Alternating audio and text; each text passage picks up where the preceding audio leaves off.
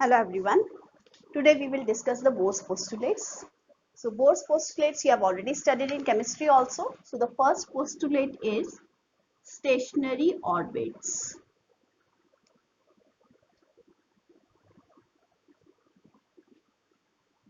According to Bohr, the electrons revolve around the nucleus in some stationary orbits, right? So which are circular in shape.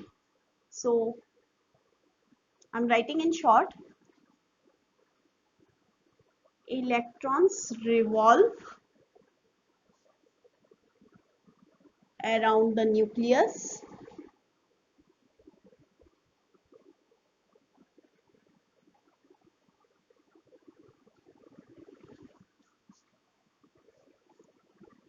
in stationary circular orbits.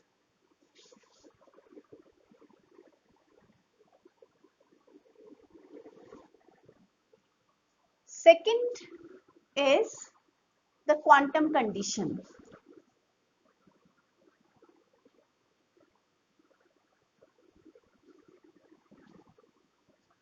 According to this postulate, only those circular orbits are allowed where the angular momentum of the electron in that orbit is integral multiple of h upon 2 pi. So here only those orbits are allowed in which the angular momentum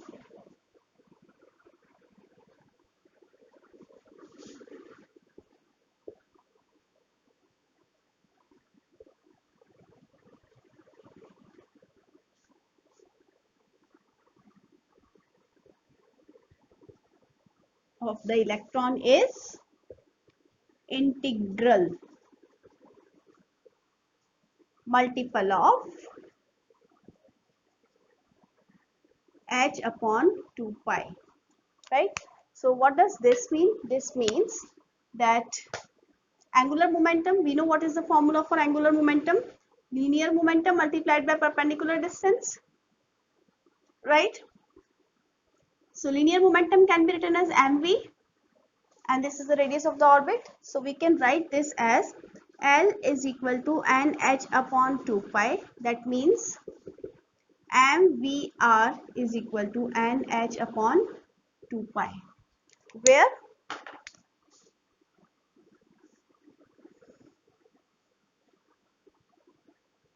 n is the principal quantum number. Principal quantum number means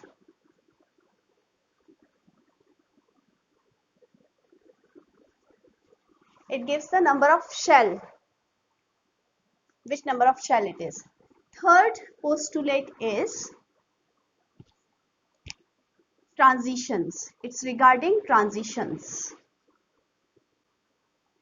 This is about transitions. Transitions means whenever an electron jumps from lower energy level to higher energy level, energy is absorbed in the form of photons, and whenever it jumps from lower and higher energy level to lower energy level, energy is released in the form of photons, right? So what does it mean? So whenever an electron jumps from lower energy level to higher energy level,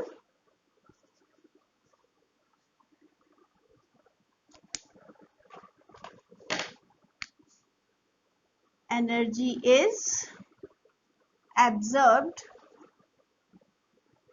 in the form of photon,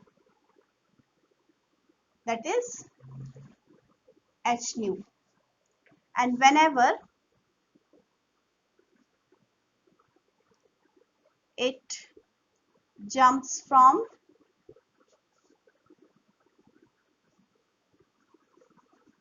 higher to lower energy level, energy is released in the form of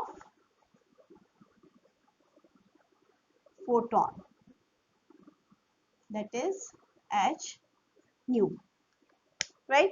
So here we can draw a diagram. This is the nucleus, right? So in nucleus, if the electron is revolving around this nucleus like this, and an electron here jumps from lower to higher, then what happens? Energy is absorbed.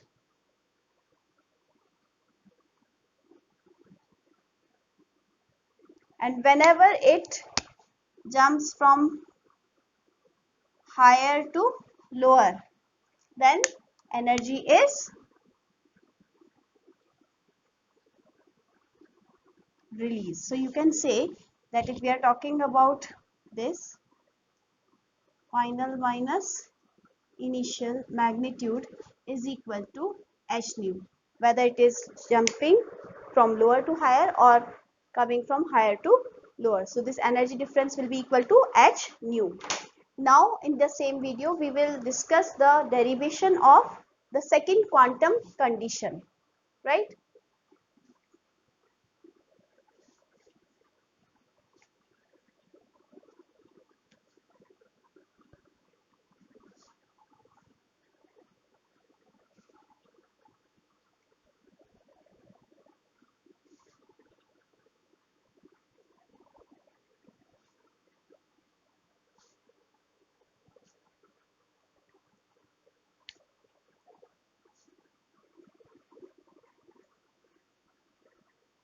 Derivation of second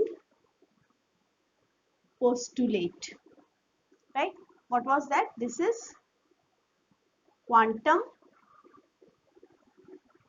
condition. Its derivation we are doing. So according to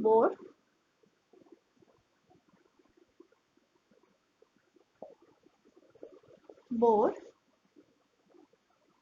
an orbit will be stable if its circumference is equal to the integral multiple of the wavelength. So an orbit will be stable if the circumference of the orbit is equal to the integral multiple of the wavelength, right? So when the electron is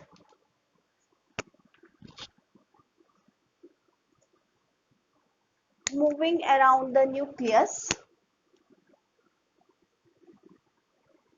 if it is in a particular shell, whatever wavelength it has, so suppose that wavelength must be, the integral multiple of that wavelength must be equal to the circumference. So if I am talking about the radius of this orbit, suppose this is r, then your circumference will be n lambda. And what does that mean? We know that when we are studying about waves, this is equal to one wavelength, right? Suppose we have, when this electron is moving in this orbit, suppose it is moving like this.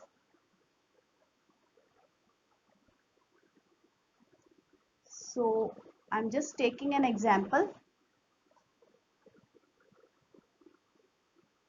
right? So how many wavelength it has? If you look at this, the number of wavelength is, first is from here to here, so this is one wavelength. Second is from here to here, this is second wavelength. And the third is between this and this, right? So in this case, this is 3 lambda. So that means the complete wavelength must be equal to, complete wavelength means whatever waves it is forming. So whatever total wavelength, that must be equal to the circumference. So here, if we derive it further,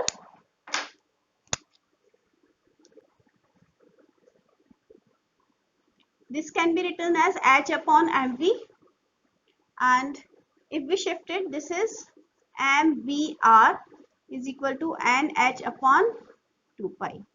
This is the second postulate, so hence proved.